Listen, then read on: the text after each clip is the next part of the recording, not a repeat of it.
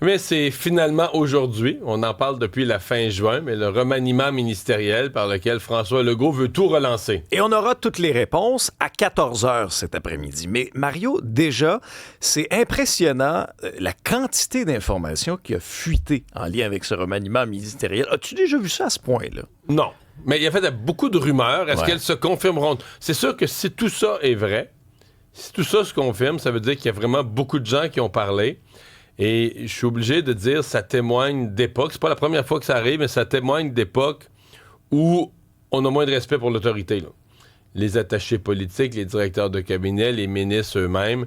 C'est pas compliqué, là. Plus les gens sentent que, bof, là, le boss, on n'a pas vraiment peur de lui, plus ils se sentent autorisés à parler. Ouais. Alors, allons-y là avec un tour complet de ce qui est pas mal sûr et certaines rumeurs qui flottent.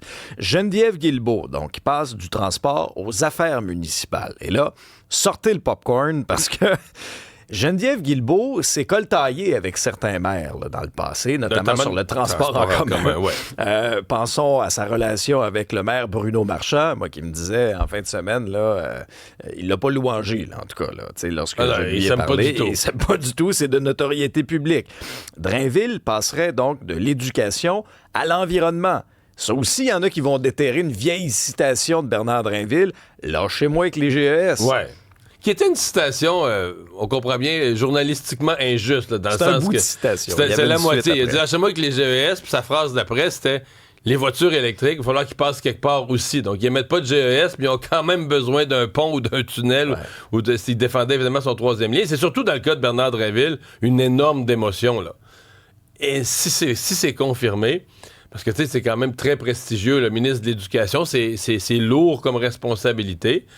Mais l'environnement, pour un gouvernement pour qui c'est pas la priorité numéro un, qui ne l'a pas négligé l'environnement, je pense pas, mais qui n'a pas non plus mis ça comme priorité politique numéro un, moi je pense une grosse démotion pour Bernard Drainville. Ouais. Si Drainville est bougé de l'éducation, il lui faudra un ou une successeur. Ce serait Sonia Lebel qui lui succéderait à l'éducation. Ça tient la route. Oui, une ministre solide, expérimentée, bien estimée là, par le premier ministre.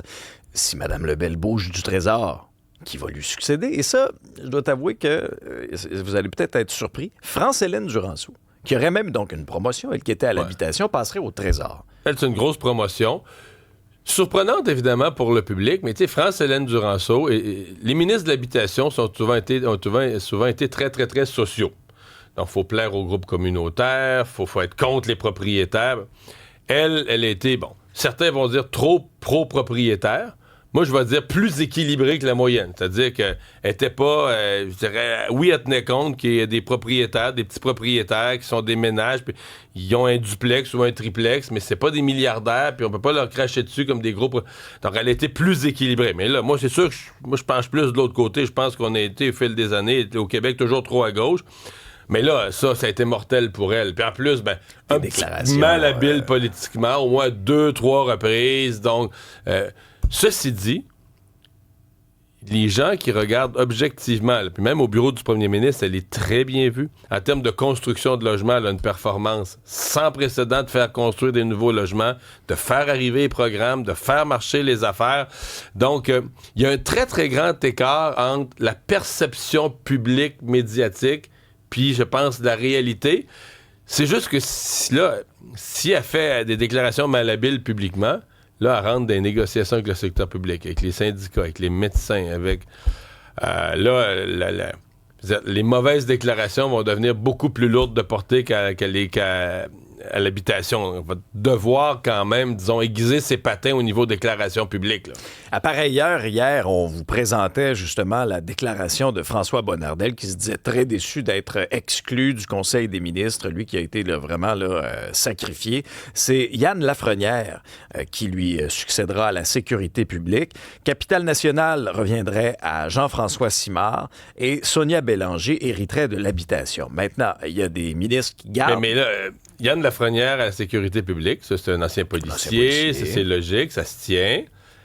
Par contre, lui, il a été le ministre qui a sauvé les meubles dans le dossier autochtone pour le gouvernement, qui demeure un dossier très difficile pour la CAQ, qui on envoie là? Ça va être une des grandes questions. Oui, tu as tout à fait raison. Et il y a quand même des ministres qui gardent leur portefeuille. Plus qu'on pensait, même. Oui, quand même. Alors, la liste, là, à l'heure actuelle, serait donc Christian Dubé à la santé, ça c'était confirmé déjà, Éric Girard aux finances, Christine Fréchette à l'économie et à l'énergie, Simon Jolin-Barrette à la justice, Jean Boulet au travail et Isabelle Charret au sport.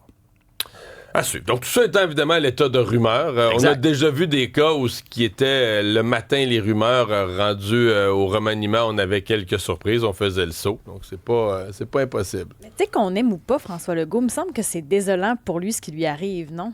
T'sais, de voir là, ce désengagement-là, je sais pas, sur la place publique. Il n'est pas le premier, à vivre ça et ça se revire, là. Maintenant, il commence à être tard dans le mandat. Et le problème, pour lui, là, dans le fond, c'est comme s'il joue sa dernière grosse carte parce que la question va vite venir dans le public, comme dans le parti, dans le caucus. Est-ce que le problème, c'était les ministres? Mettons que ça remonte pas, là. Est-ce que le problème, c'était les ministres? Est-ce que le problème, c'était François Bonnardel? Est-ce que le problème, c'était André Lamontagne et l'agriculture? Est-ce que le problème, c'était Bernard Dréville et l'éducation? Ou est-ce que le problème, c'est le chef, là, tu sais? Puis l'image du chef... C'est ça que c'est ce qui est arrivé à Justin Trudeau. Il a essayé des remaniements, rebrasser des affaires, bouger des gens. Puis je veux dire, ça n'a rien changé. Puis finalement, quelques mois plus tard, les gens ils ont montré la porte dans son parti. Ils ont dit, garde, c'est toi le problème. Donc ça pourrait être le destin de M. Legault d'ici les fêtes. Oui. Tu l'exclus pas, là. Ben regarde, je vais répondre par une question. Est-ce que tu penses que l'ensemble de la députation du caucus va vouloir aller se présenter en campagne électorale générale avec 15% au national? Est-ce que tu penses que tu es un député de la CAQ, je sais pas, dans le Grand Montréal, là, ils ont presque tous les députés de la banlieue, tous les comtés de la banlieue de Montréal. Si la CAQ est à 15% dans l'ensemble du Québec, à la limite en région, tu peux dire que si tu es un député très, très populaire, que tu as fait un travail exceptionnel localement, les gens vont te sauver. Ce qui est arrivé à François Bonnardel, là, qui a sauvé son siège contre vents et marées dans des élections difficiles pour son parti, mais à Granby, c'était François. Il n'est pas le premier. Il y en a eu dans tous les partis, ont eu des gens très, très, très, des députés très, très populaires localement. Mais sinon, t'es un député ordinaire, là. T'es fini. Là. Donc, à un moment donné, ça va être ça aussi, les députés. Soit ils vont dire on se représente plus tout le monde, puis on lâche la CAQ. Ou soit ils vont dire moi, j'aimerais ça rester député, mais ça me prendrait un autre chef pour avoir l'espoir de gagner. Et ça, on l'entend déjà. Moi, il y a du mémérage qui... on l'entend un petit peu. Oui. On l'entend un petit peu, mais ça commence, tu sais. Fait que soit que M. Legault réussit à faire taire ça avec son remaniement et les suites, là, le discours inaugural, il relance des priorités, les gens se mettent à y croire, les sondages repartent à la hausse. Ils ne monteront pas de 40 points dans la journée, là, mais déjà, si la tendance repart à la hausse, ça redonne l'espoir. Là. Tu parles des sondages, 2 chiffres rapidement là-dessus. Un dernier léger. Parti québécois, 36 Parti libéral, 26 et après ça, donc, CAQ, conservateur et solidaire. Alors, tu sais, on attendait de voir, là, tu sais... la CAQ à 15 dans celui-là. C'est ça. C'est loin, ça. Et pour ce qui est du taux d'approbation au Canada, c'est François Legault qui a le pire, selon un dernier Angus Reid, avec 22 seulement. Et tu disais dans ton papier ce matin dans le Journal de Montréal que parfois la loyauté peut sauver. Ben, c'est-à-dire qu'à un point, il te reste juste ça. De dire, je donne l'exemple de Brian Mulroney, là, il y a un point à mi-chemin entre ces deux mandats, il est descendu très bas d'un sondage, puis les gens disaient, nous autres, on croit M. Mulroney, on aime Brian, on reste avec Brian, on va se battre avec Brian. Puis grâce à ça, il a remonté, puis à la surprise générale, il a regagné l'élection d'après. Là, c'est ça que tu peux... Lui, à partir du moment où tu mets dehors un gars comme François Bonnardel, ben là, ce que tu dis à ton caucus, c'est qu'en plus, la loyauté, c'est ce que j'appelle à risque. C'est ce que j'appelle ce matin à risque. Ça coûte cher entendre M. Trudeau. On a été privilégiés, Mario. On ne le voulait plus comme premier ministre, mais là, on le veut comme conférencier. Visiblement. Écoutez, 100 000 US. Pas du couvert, quand même. Là. Non. Pas du billet. Pour accueillir. Pour l'accueillir. Après ça, tu vends 1000 billets. Mais si c'est un masterclass.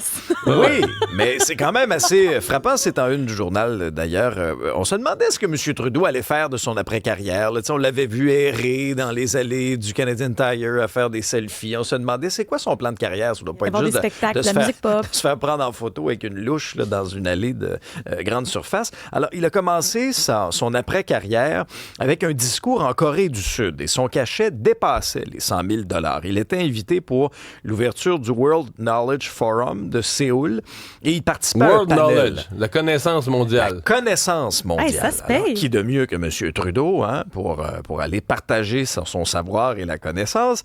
Aujourd'hui, il est représenté par une agence internationale. Coin, là. On t'entend, hein? C'est parce que j'imagine, en disant ça, c'est parce que j'imagine du Trisac en ce moment dans son char. Vous écoutez, c'est plus fort que moi. Alors, il est représenté par la l'agence... connaissance, ça a une valeur, ça se paye. T'auras pas de la connaissance pour 5 000 $. Alors, rajoute des zéros, Mario, ça n'a pas d'allure. Alors, si jamais vous êtes intéressé, c'est l'agence internationale Speaker Booking Agency. Et c'est une agence qui représente des milliers de personnalités qui sont issues de toutes sortes de milieux. Et M. Trudeau a une fiche sur cette page-là. Il a prix indiqué pour l'inviter à prendre la scène. Ça va par strate, là, mais lui, il est dans la dernière tranche. Là, les 100 000 $ et plus, c'est la fourchette la plus normal, élevée. le chef de gouvernement, voilà. comme Obama, Clinton. C'est ça. Ah, c'est toute la même profondeur de tout ce que tu viens de nous nommer. Alors, 100 000 $ et plus, absolument, M. Trudeau. On a déjà hâte de boire vos paroles. Mais là, est-ce qu'au Canada...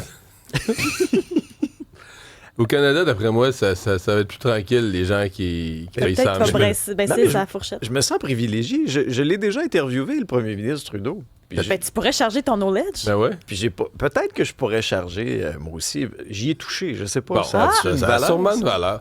Bon, le mouvement Bloquons tout. Oui. On va changer de sujet. Aïe. Mouvement Bloquons tout en France, c'est parti ce matin. Ce que je comprends, c'est que les gendarmes ont été vite à agir, là. Ben, c'est parce qu'il y a 80 policiers et gendarmes pour à peu près 100 000 manifestants. Alors, Pas 80, mais 80 000. 80 000, j'ai Oui, dit t'as dit 80, Oh, oui. non, 80 000.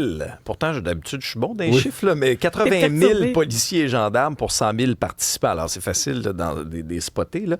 Il y a eu 200 interpellations jusqu'à maintenant. Ça a viré à l'émeute. Il y a des manifestants qui ont mis le feu à des poubelles. Certains ont brisé du mobilier Mais ce que j'ai urbain. lu en France, c'est que tout n'est pas bloqué, là. Il y a du grabuge, il y a du dérangement, mais le pays n'est pas paralysé comme certains l'avaient espéré pour faire sauter Emmanuel Macron. Oui, parce qu'on voyait des publications sur les réseaux sociaux qui étaient inquiétantes. Là. Quand tu dis bloquons tout. Les routes, les transports, les entreprises. Et ça survient au moment où c'est jour de passation des pouvoirs aujourd'hui en France. Hein? Sébastien Lecornu, qui va prendre officiellement ses fonctions de premier ministre ce matin, c'est lui qui succède à François Bayrou, qui a remis sa démission à Emmanuel Macron donc hier. Sébastien Lecornu qui devient le 5e premier ministre français en l'espace de 3 ans. Je vous dirais que sa nomination n'a pas suscité énormément d'enthousiasme là, en France. Et les yeux du monde entier sont tournés ce matin vers la Pologne. Parce que la Pologne a dénoncé un acte d'agression après avoir abattu des drones russes qui étaient entrés dans son espace aérien. La Pologne, donc... Pour l'instant, c'est une sorte d'incident, j'appellerais mineur-majeur. Là. Mineur en soi, mais la Russie, qui est déjà en Ukraine, qui tout à coup, au-dessus du ciel de la Pologne, on fait tout. Qu'est-ce qui se passe? Ben oui, parce que ça peut être explosif. Là. La Pologne, de son côté, dit que son espace aérien a été violé à au moins 19 reprises au cours de cette attaque russe-là contre l'ouest de l'Ukraine. Alors, conséquence, l'armée a déployé des appareils polonais, des alliés également, parce qu'il faut comprendre qu'avec le temps, c'est le principe d'un pour tous, tous pour un. Là. Si un est attaqué, tout le monde vient à sa défense. Alors, on marche sur des œufs là, dans un contexte extrêmement tendu. Là. Lady Gaga s'en vient à Montréal. Et là, ça s'excitait hier sur les préventes.